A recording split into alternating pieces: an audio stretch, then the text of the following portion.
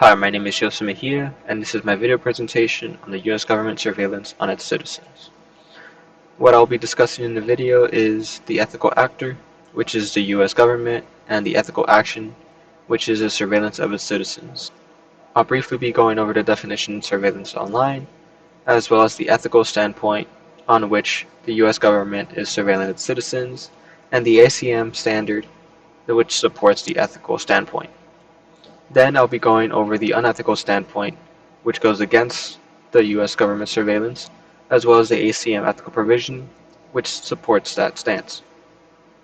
And then a conclusion to tie it all up. So the definition of surveillance online is the monitoring of computer activity and data stored locally on a computer, monitoring of data being transferred over computer networks, and surveillance is often carried out covertly and may be completed by governments, corporations, criminal organizations, or individuals.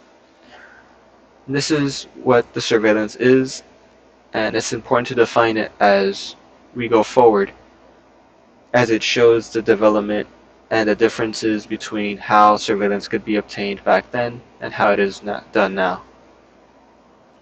Now, the ethical standpoint of surveilling is national security, as national surveillance of citizens prevent future terrorist attacks from devastating the country. Software such as Trojan horse software secretly download potential criminals' computers that help in identifying future attacks. Potential criminals also have their own terrorist profiles while being monitored. The ACM ethical provision that supports this is the ACM Ethics 1.2, which is to avoid harm, as the U.S. government is avoiding harm from future terrorist attacks by using citizens' gathered data. Gathering data has proven to prevent attacks, as surveillance software has managed to prevent and uncover for terrorist attacks. Now, the unethical side of the U.S. surveillance is the U.S. government surveillance of its citizens violates citizen privacies, as individuals are monitored randomly without consent, as well as their data being collected. Surveilling of citizens would also reach children, as they use computers, and is highly more unethical to surveil children as it is adults, as it is also without their consent. The ACM ethics that supports this would be 1.6, as it is respect privacy. The U.S. government is not respecting the privacy of its citizens, as it monitors and it surveils people without their knowledge or consent. The surveillance of citizens also goes against constitutional rights, which must be legally upheld. In a conclusion, in a nutshell, the U.S. government surveillance of its citizens seems to be unethical on a personal level, but on a grander scheme, the survival and safety of the country is a top priority. Although the safety of the country is a reason for the surveillance, it does not mean the extent of the surveillance is reasonable. Now, here's a video to support and further go into my discussion.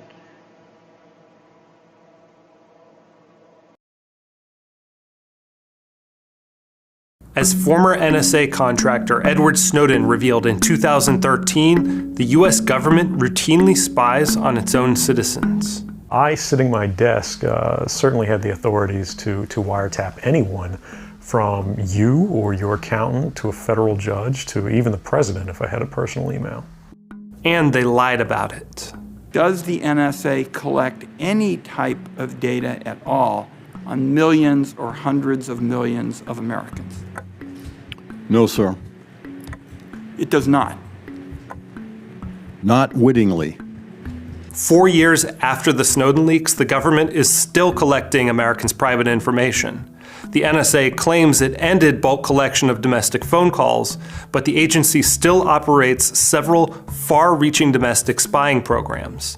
Now there's a way to end this unconstitutional practice. The NSA gets its authority to spy on Americans under Section 702 of the Foreign Intelligence Surveillance Act. But the law expires this year after it hits its 5-year sunset, and lawmakers will soon be debating whether to renew it for another 5 or even permanently. Here's why it's vital they let it lapse and don't renew 702.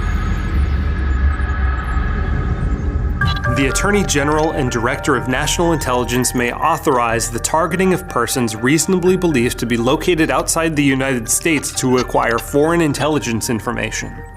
That's the text of the controversial Section 702.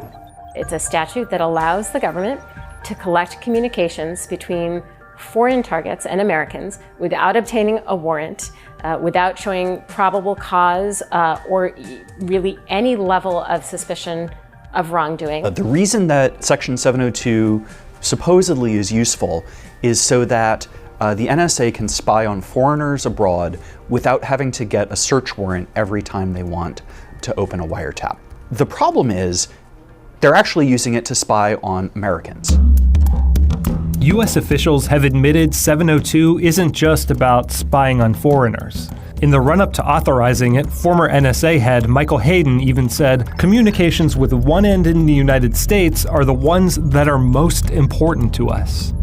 Government officials, when they try to defend the breadth of Section 702 surveillance and the fact that communications of Americans are being obtained without a warrant, point to the fact that the target has to be a foreigner overseas, and that any collection of Americans' information is incidental. We hear that word over and over. It's just incidental. Communications incidentally collected. Incidentally acquired under the so-called incidental collection issue. Incidental U.S. person collection. Incidentally.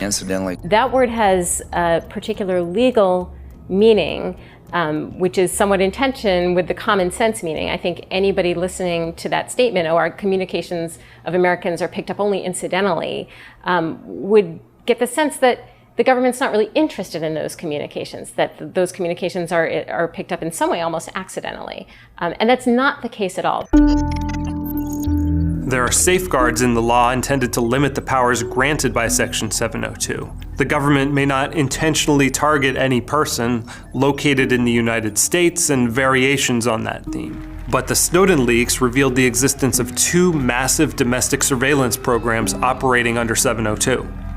Under the PRISM program, the government will approach Google or Microsoft or one of those companies and say, here is a target, here's the target's email address, we want all of the stored emails that you have for that target. Then there's upstream surveillance. The NSA forced telecom providers to install surveillance equipment along their physical networks so they can capture millions of emails and messages in real time, kind of like a wiretap on everyone who uses the internet. From there, they created massive searchable databases, think Google, but for searching the private emails of American citizens.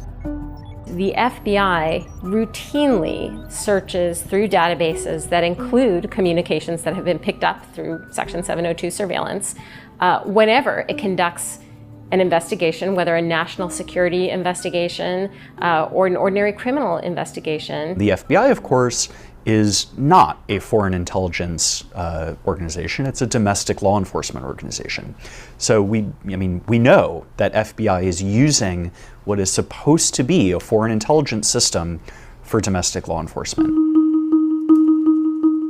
Not only were agents capturing and reading messages between Americans and foreign targets, they were capturing messages written by Americans about foreign targets. Imagine you wrote an email to a friend and mentioned something about a